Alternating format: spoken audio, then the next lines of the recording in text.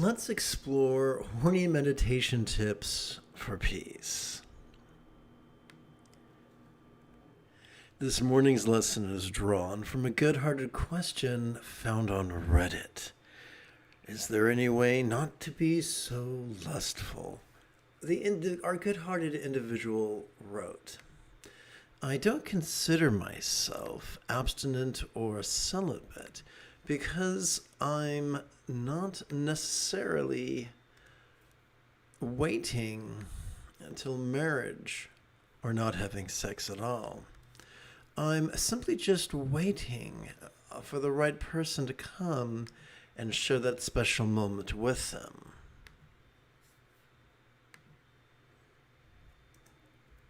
So let's start right here for a moment. Just as there are different neurotypes, there are different people are wired differently for sex. Some people are wired for purely recreational sex with any enthusiastic adult. Other people are wired for meaningful relationship sex. One is no better or worse than the other.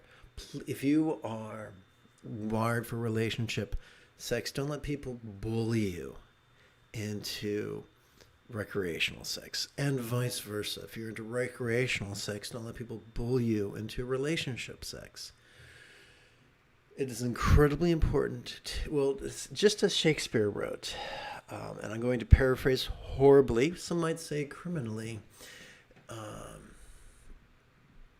just as day follows night, to thine own self be true.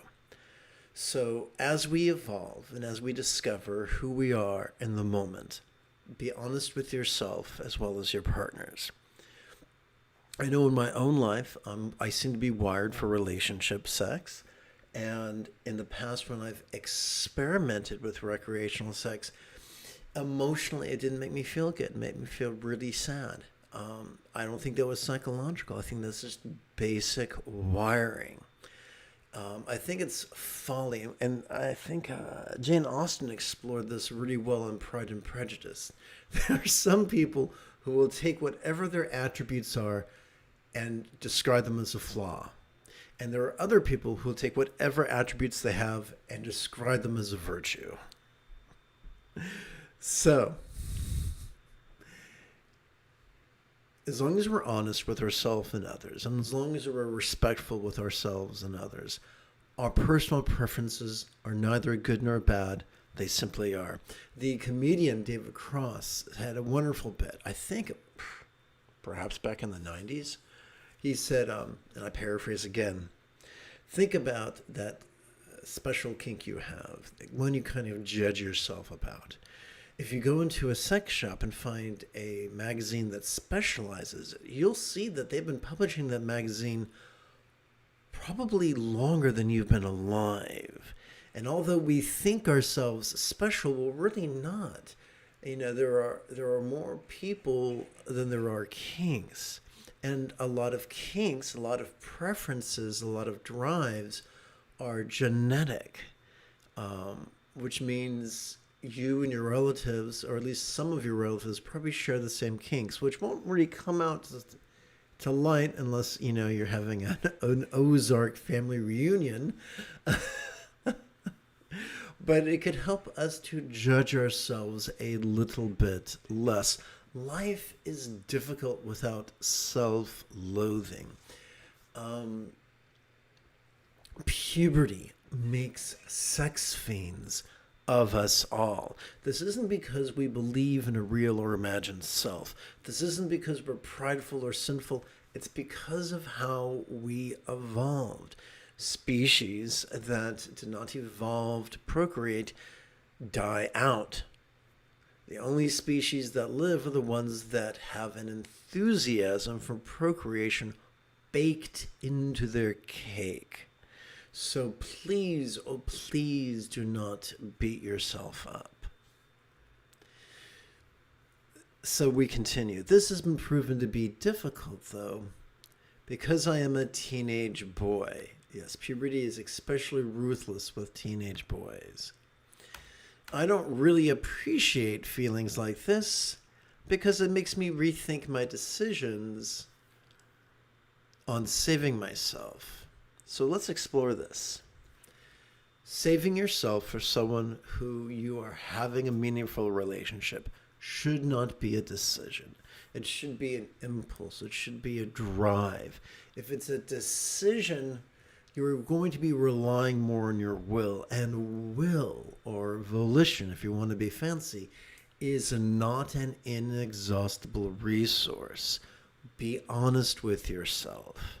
If you honestly feel that you want to be in a relationship the first time you make love with someone, great.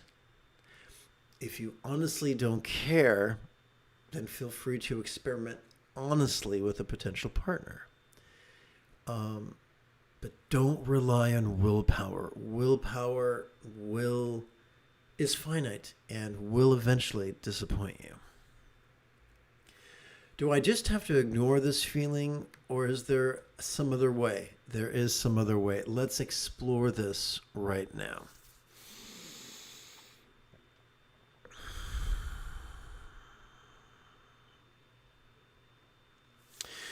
The first of 7 enlightenment factors, according to the Buddha, is mindfulness. Therefore, any form of repression, any form of hiding from our emotions or impulses or drives is toxic. The only sustainable way forward is to be honest and vulnerable with ourselves.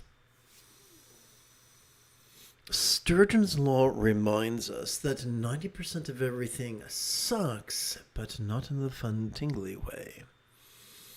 Which means that 90% of meditation teachers, be they corporeal or merely authorial, are going to give us crap advice. Let's look at that right now. There are a lot of teachers, many of them sincere, who extol the benefits of active concentration and active contemplation, but there's a problem with that. Neurologically, the only way to do that is to use certain structures, such as our medial prefrontal cortex or our dorsal lateral prefrontal cortex. Our prefrontal cortex is lovely. It evolved to analyze and compare and contrast and do math and all these wonderful things. Correct grammar and the like. But if we use it for that which it has not evolved, there will be side effects. fMRI studies, functional and magnetic resonance imaging studies, have shown that when we over-rely on our prefrontal cortex, our amygdala lights up, the seat of aggression and anxiety. When we persist in overusing and therefore abusing our prefrontal cortex, we begin to present with depression, with symptoms of depression, which is dreadful. I wouldn't wish on my worst enemy. But there's good news. There are facets of our central nervous system that are wired for mindfulness and meditation. Let's look at that right now. We begin with mindfulness, which is the seventh fold of the Buddha's eightfold path. Every time we inhale, whether we know it or not, whether we feel it or not, we are already wired to access our sympathetic nervous system, which is found in our center, in the center third of our spinal cord. This bad boy has evolved to perceive in a special way, to perceive vulnerably, passively, viscerally, and randomly. So we are wired to be honest with ourselves, with the good, the bad, and the ugly. So we are wired to notice sights, sounds, sensations, flavors, scents, and the like. We are wired to also notice emotions, intentions, thoughts, memories, and imaginings. Now this could feel overwhelming. Fortunately, the eighth fold of the Buddha's eightfold path is meditation. And every time we exhale, whether we know it or not, we are already wired to access our parasympathetic nervous system, ensconced within both the lower third and the upper third of our spinal cord. This parasympathetic nervous system has evolved to support both physical relaxation as well as mental release. Let's take a deeper look at this. Every time we relax into our exhalation, whatever drive or longing or yearning or lustiness we've noticed during our inhalation could feel a little bit less solid, a little bit less permanent, a little bit less defining, a little bit less graspable. Now, since all complex mammals have evolved to think symbolically, let's look at this figuratively. As we relax into our exhalation, whatever horniness we noticed during our previous inhalation could begin to feel as if it was as non-graspable as a vast, empty void. Any English teacher will remind you that a simile is only as useful as it is relatable. So, what is a real-world example of a non-graspable, vast, empty void? About the illusion of the infinite azure sky on a bright and beautiful cloudless morn, which, although could be tantalizing to the eye, is intangible to the hand. Now, you could reasonably ask, hey man, if perception and release are already hardwired to my inhalation and my exhalation, then why sit cross-legged on the floor? Good question. The answer in one word is Urkel. Our brain is a lot like Urkel, klutzy as hell. It is as if the components of our brain were often in contradiction to each other, bouncing off of us like a bunch of hyper active preschoolers or kittens at feeding time. But there's something really cool. If we silently and mentally recite the demonstrative pronoun this during our inhalation, not only is this the most efficient label we can adhere to anything we experience, but it also helps our brain to cooperate with our sympathetic nervous system. But wait, there's more. Every time we silently and mentally and passively recite the one-syllable verb ease during our exhalation, it helps our brain to cooperate with our parasympathetic nervous system. So something as moronically easy as silently and mentally and passively reciting a one-syllable word in harmony with our breathing can help us to master the perception and release that are also known as mindfulness and meditation. So that means if we sit cross-legged on the floor for 30 seconds, we will never lust again? Nope. Just as one can live for 100 years and not expect to breathe once, but expect to breathe several times a minute, every minute. Similarly, we are wired to swing like a pendulum on a grandfather's clock, perpetually from perception to release, from perception to release, from perception to release. Our job is not to indulge our controlling tendencies. Our job is not to be rigid, fearful, superstitious, controlling, elitist, cryptic, competitive, and cruel. Au contraire, our job is to be flexible, loving, rational, laid back, egalitarian, lucid, cooperative, and kind. So we do not choose to control what we perceive or emote or intend or reason or recall or imagine. We just choose to dance with it. Just as a fellow with a stick in the ocean cannot hope to control the sea, but if they're fortunate, they can ride the wave. Similarly, it's not our job to control our experience, but to dance with it. This essential practice of mindfulness and meditation, these seventh and eighth folds of the Buddha's Eightfold Path, are deceptively simple.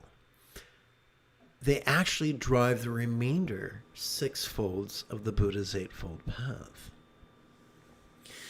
Now, let's get down to the nitty-gritty. I'm sure you're very awesome, but you're not special.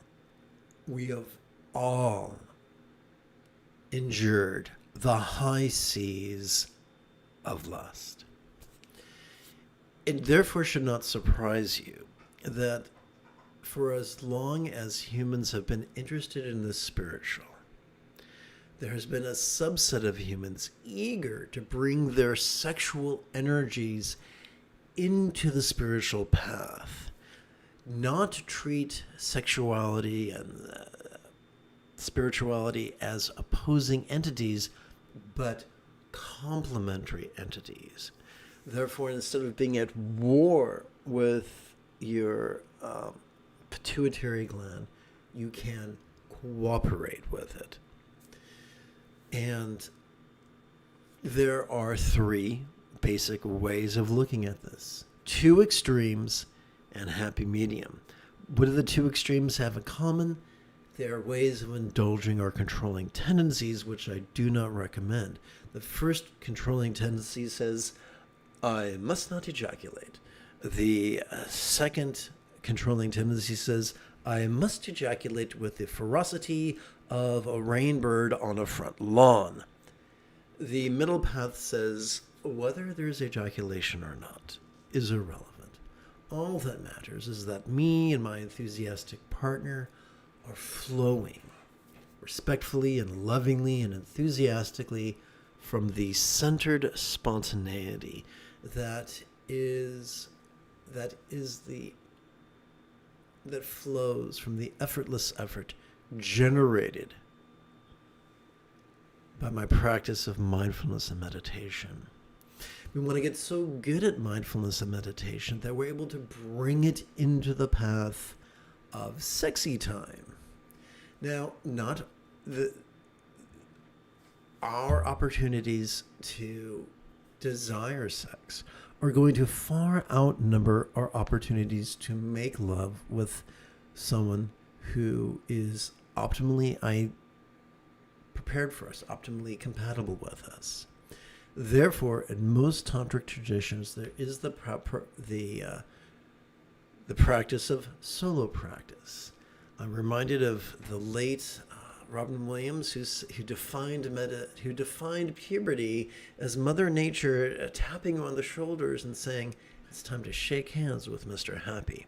Now, does that mean you need to be a masturbating fiend? No.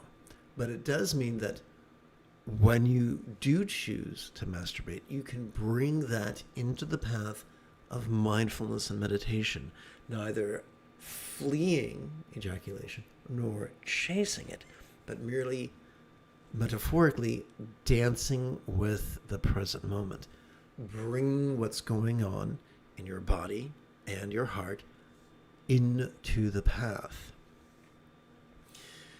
Clearly, I wouldn't do that on the back of the bus. They have laws and people can be cruel.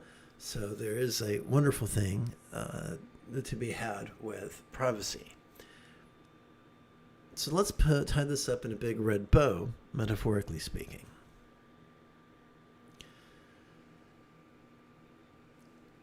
Craving sex does not make us a debaucherous fiend. It makes us normal. And puberty plays cruel tricks on us all. There's nothing wrong with wanting to have relationship sex. There's nothing wrong with your preferences changing from time to time.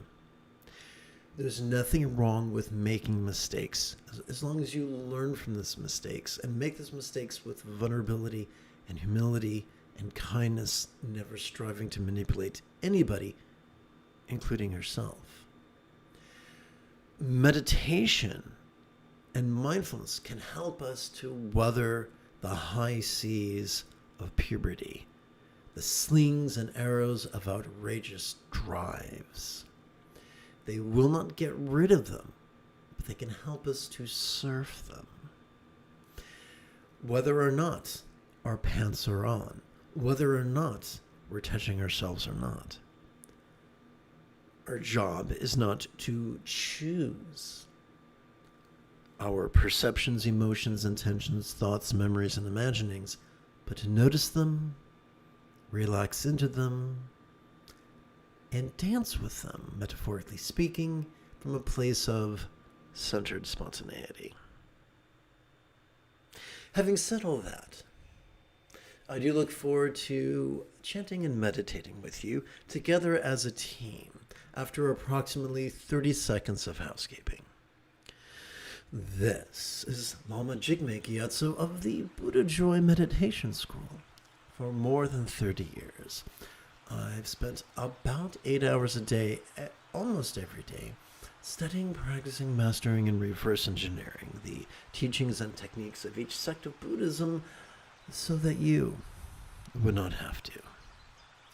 Welcome, my friends, to Meditate Like a Jedi, which is made possible due to the generosity of viewers just like you.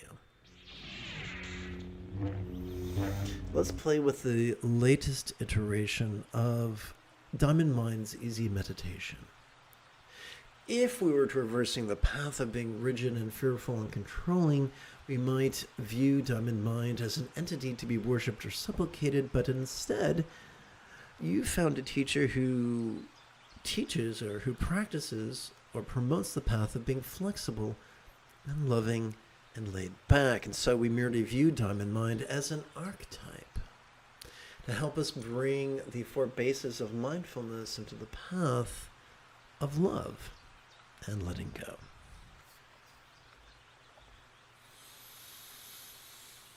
First things first.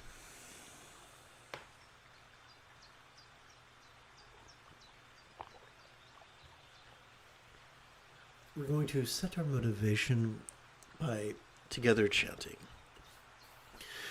In our compassion, may we long to free all beings from the toxic tyranny of ever. Hating, craving, and clinging, metaphorically known as the 3 mental poisons. In our pragmatism, may our liberation of all others be fueled by our reliance on the Buddha's example, instructions, and students, described by the metaphor of the 3 worship-filling jewels. So now we summarize all these words with 8 syllables. May we free all through the 3 jewels. May we free all through the 3 jewels. May we free all through the 3 jewels. If you have an excess of sexual energy, you may wish to practice Buddha bowing, not superstitiously, just because it's a fun calisthenic that requires no equipment whatsoever. You also may enjoy brisk walking meditation using the technique we already mentioned, this ease.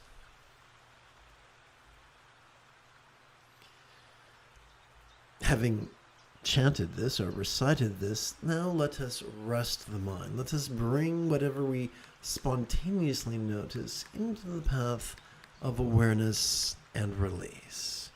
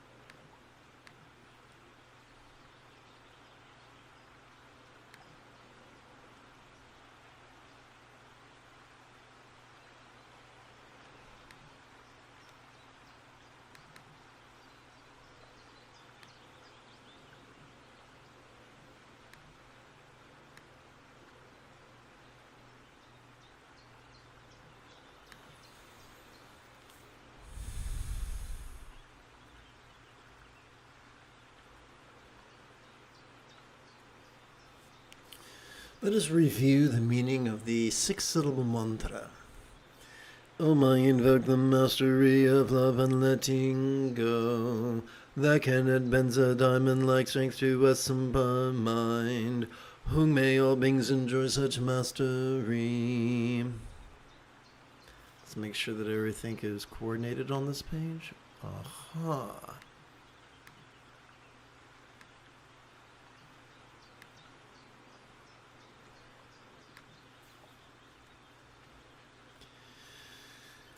Together as a team, let us meditate as transformative.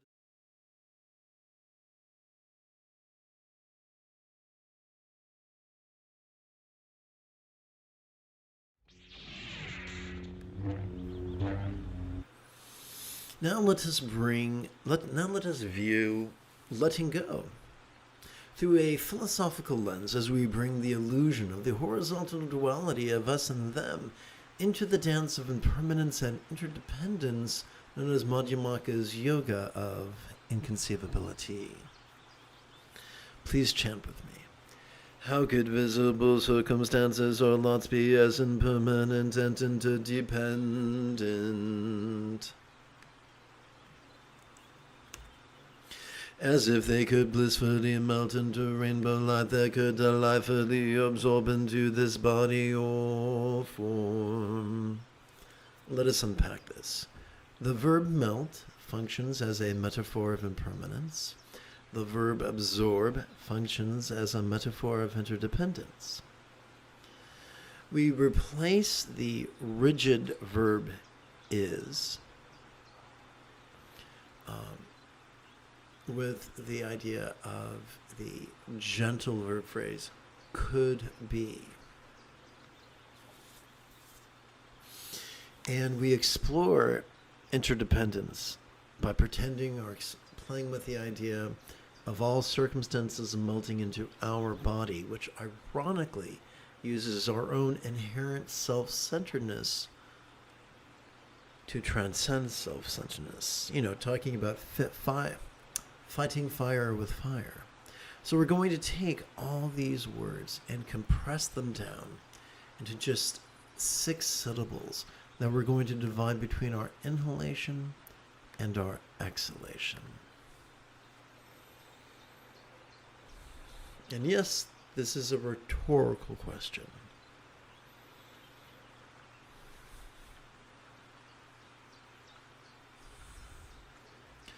During our in-breath, we can silently and mentally recite the entirety of the 6 syllables. During our out-exhalation, we can physically relax as best we can while simultaneously chanting the 6-syllable mantra 8 times per breath. Om benza sato hung, om benza sato hung, om benza sato hung, om benza sato hung, om benza sato hung, om benza sato hung, om benza sato hung, om benza sato hung.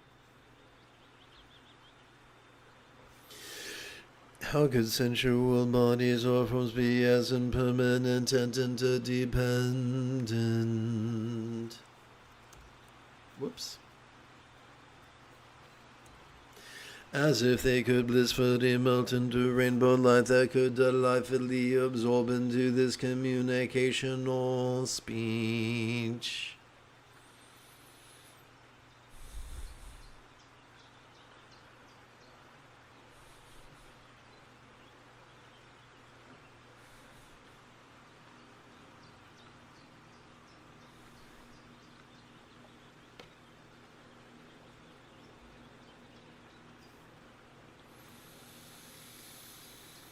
Om benza sato hung, om benza sato hung, om benza sato hung, om benza sato hung, om benza sato hung, om benza sato hung, om benza sato hung, om benza sato hung. How could resounding interpersonal communication or speech be as impermanent and interdependent As if it could blissfully melt into rainbow light that could delightfully absorb into this awareness or mind.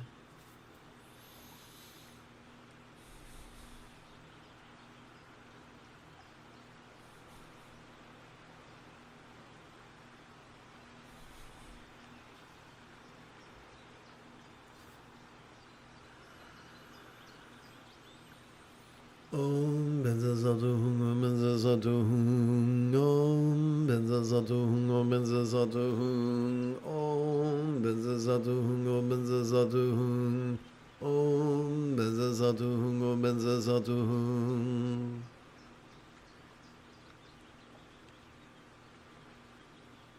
Let's see, this is kind of weird. There we go.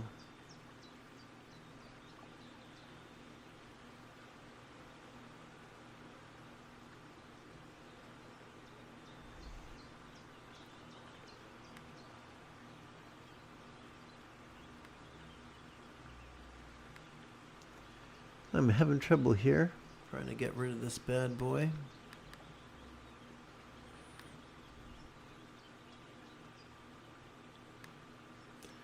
Maybe this will help.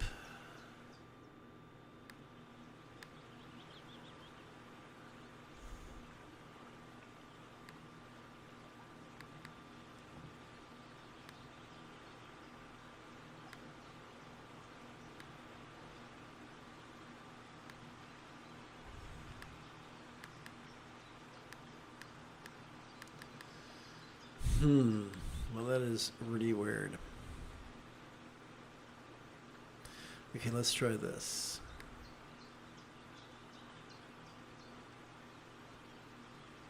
Let's try going over here and deleting that and going over here, trying that again. Didn't work. Let's go over here.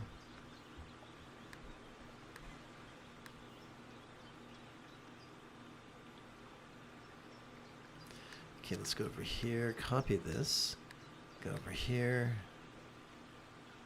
delete that, and now put it back.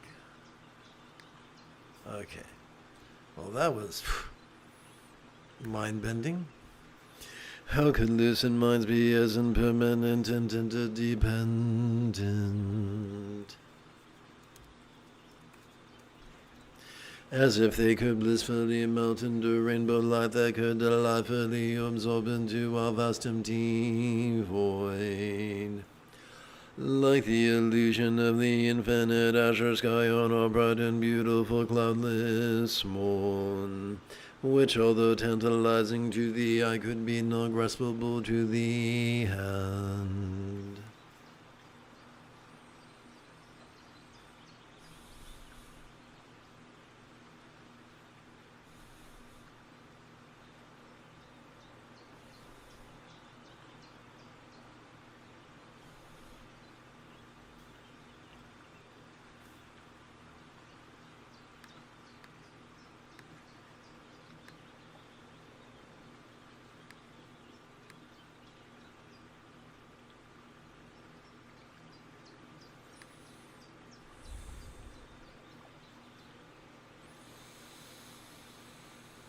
Om Benza Satuhung, Om Benza Satuhung, Om Benza Satuhung, Om Benza Satuhung, Om Benza Satuhung, Om Benza Satuhung, Om Benza Satuhung, Om Benza Satuhung.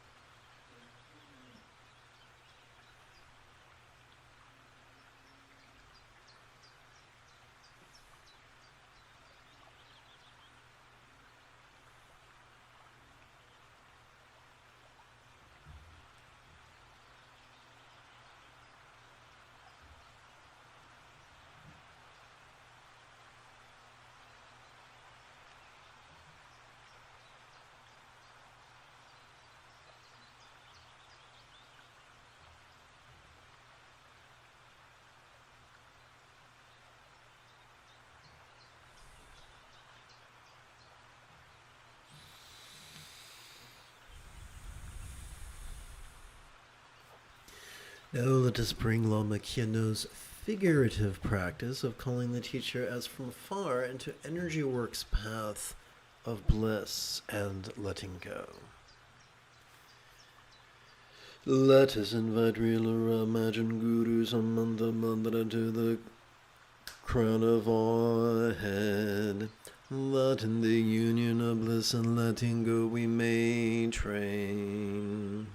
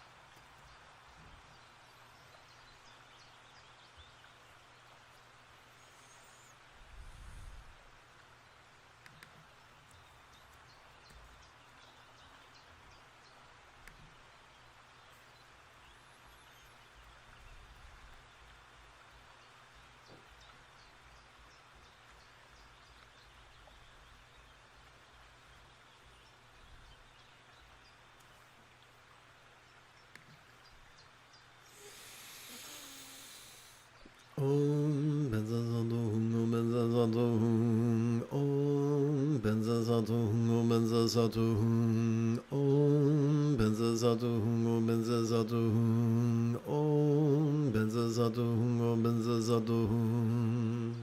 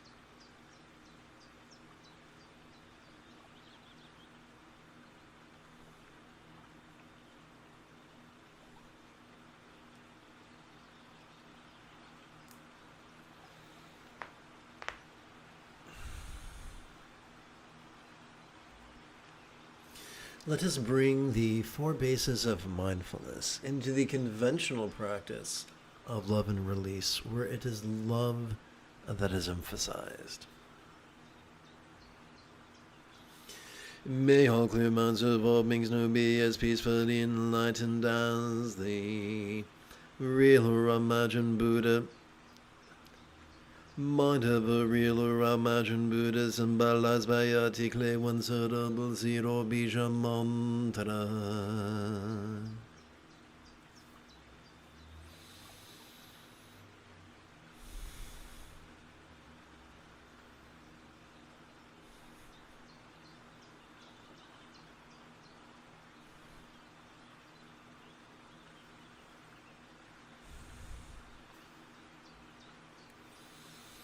So what we just did is we took all these words and we condensed them down into 6 syllables that we divided between our inhalation and our exhalation.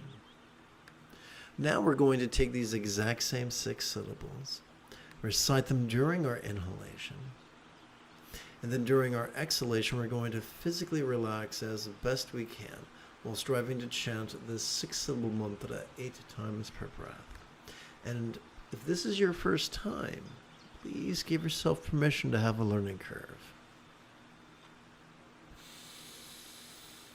Om benza sato hung, om benza sato hung, om benza sato hung, om benza sato hung, om benza sato hung, om benza sato hung. Om benza sato hung, om benza sato hung.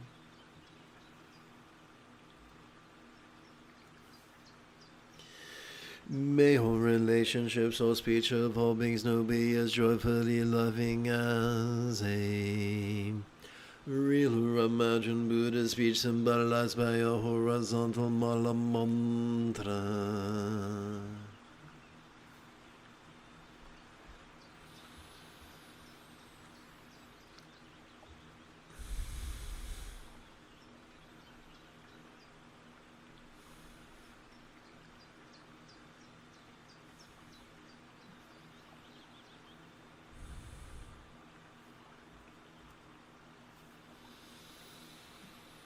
Om benza sato hung, om benza sato hung, om benza sato hung, om benza sato hung, om benza sato hung, om benza sato hung, om benza sato hung, om benza sato hung.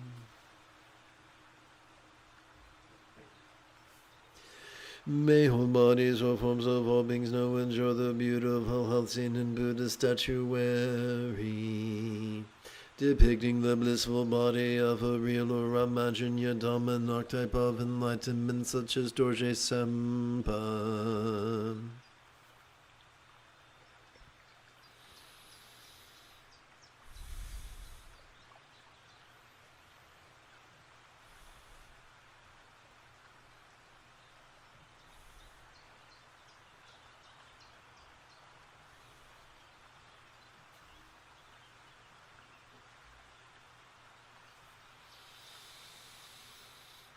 Om benza sato hung, om benza sato hung, om benza sato hung, om benza sato hung, om benza sato hung, om benza sato hung, om benza sato hung, om benza sato hung.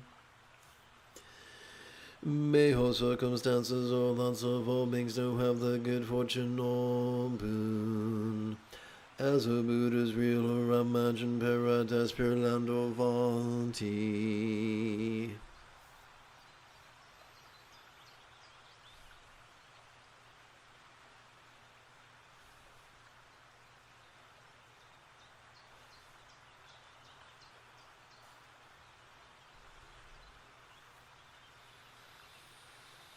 Om benza sato hung, om benza sato hung, om benza sato hung, om benza sato hung, om benza sato hung, om benza sato hung, om benza sato hung, om benza sato hung.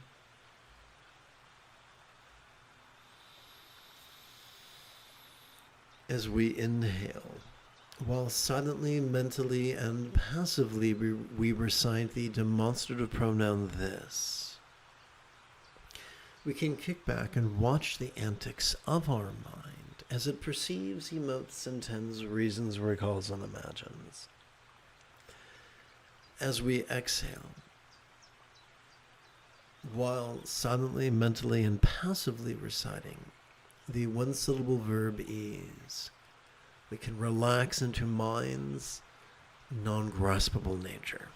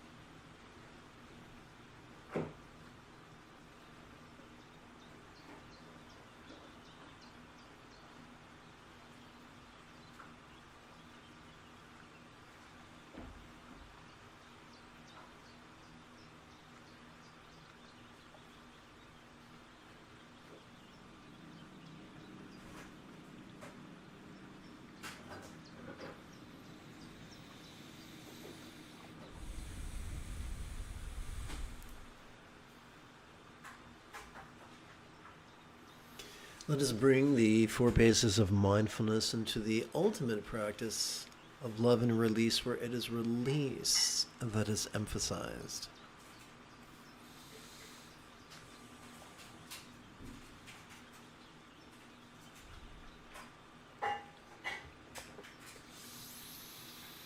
As we relax into our exhalation, how could appearing circumstances or lots that we perceive during our inhalation feel as non-graspable or void as a Buddha's real or imagined paradise, pure land or vati of light? So we're taking all these words and we are reducing them down to 8 syllables, which we're going to divide between our inhalation and our exhalation. And of course, this is a rhetorical question.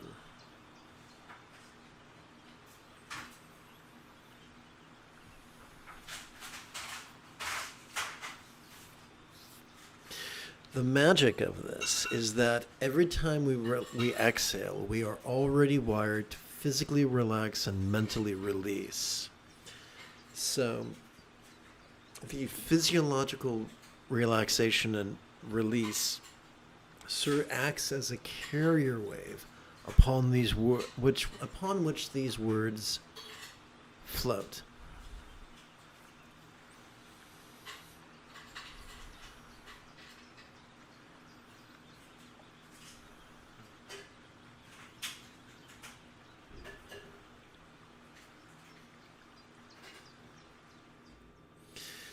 Now, during our inhalation, we take these exact same 8 syllables and recite them during our inhalation, which was a trifle redundant. During our exhalation, we strive to physically relax as best we can while chanting this mantra 8 times per breath. And of course, if this is your first time joining me, please give yourself permission to have a learning curve.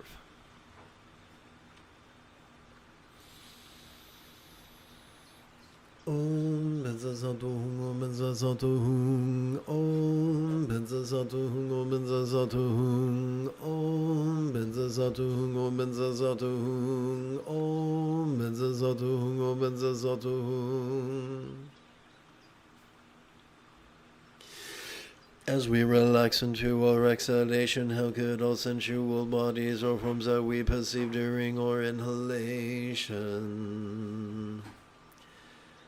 feel as non-graspable or void as an archetype of enlightenment or yadama of light.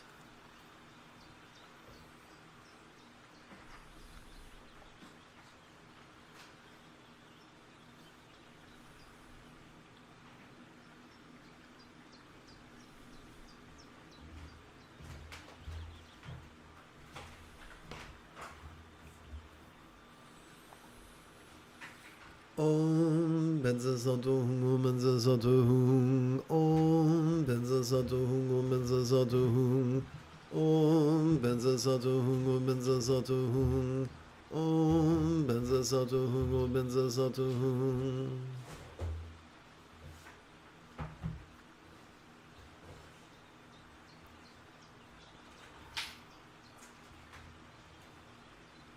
One moment.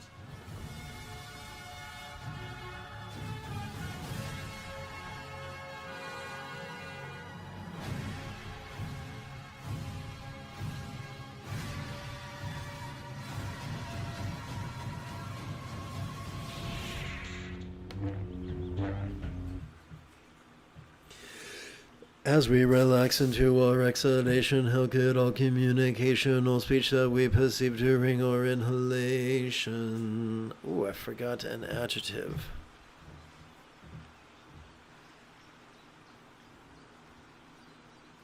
Let's see here.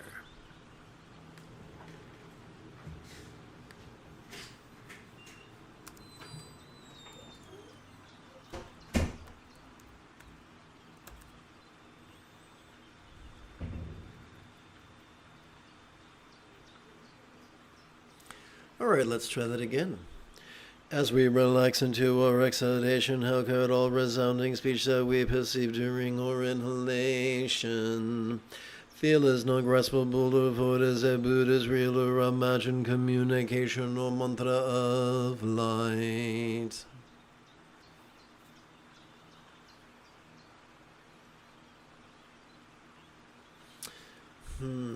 Let's make this.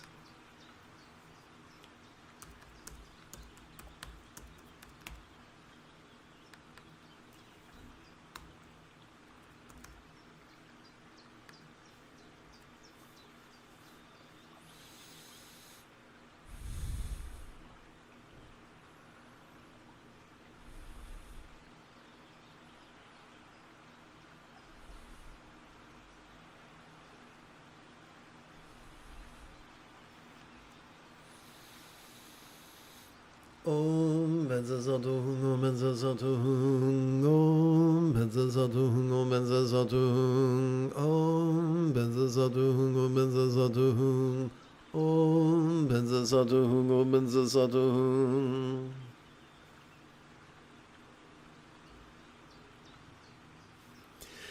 As we relax into our exhalation, how could all perception, emotion, intention, cognition, recollect? Okay, that is an interesting dilemma.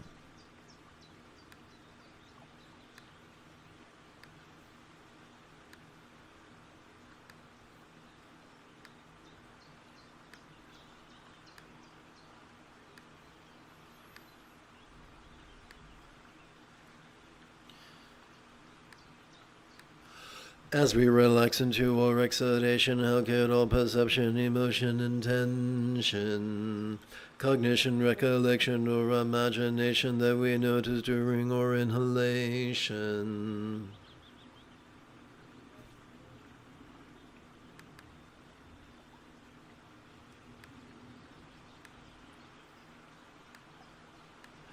feel as no graspable of what is a Buddha's real or imagined suitable or bija of light.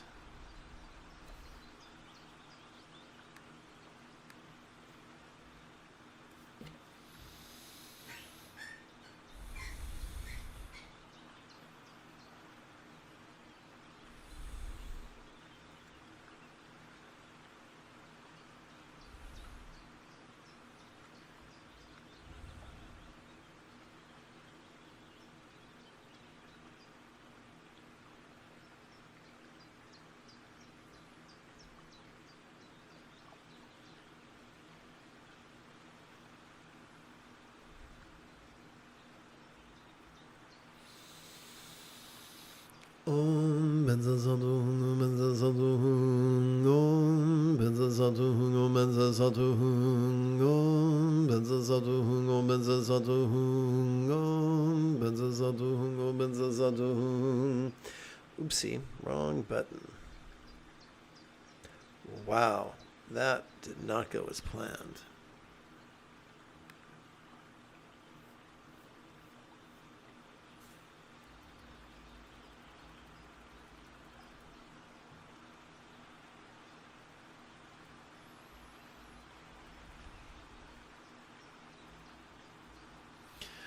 Okay, so this is what I wanted to say. When we use the word clear, we're referring to the mind's ability to be lucid, to be perceptive, to notice all these things.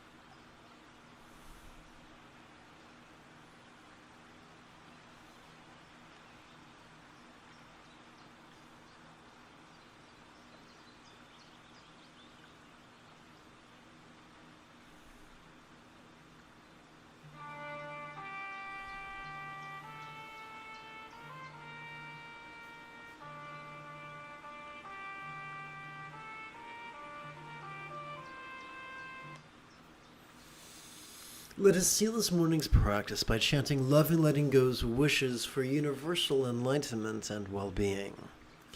May all minds of all beings lucid yet void no be as peacefully enlightened as a Buddha's mind symbolized by a one-syllable bija. May all speech of all beings resounding yet void no be as joyfully loving as a Buddha's speech symbolized by a mantra.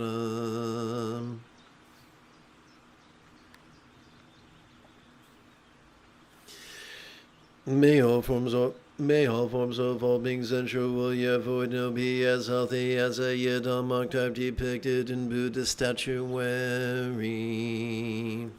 May all lots of all beings appearing yet void no be as fortunate as a pure land of love represented in Buddhist paintings.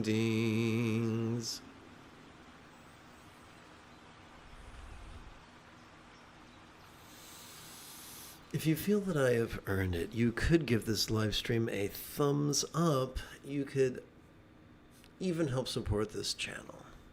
In approximately 10¼ hours, I would very much like to return with today's evening meditation class and group practice. And if you are as geeky as me, may the Force be with you always.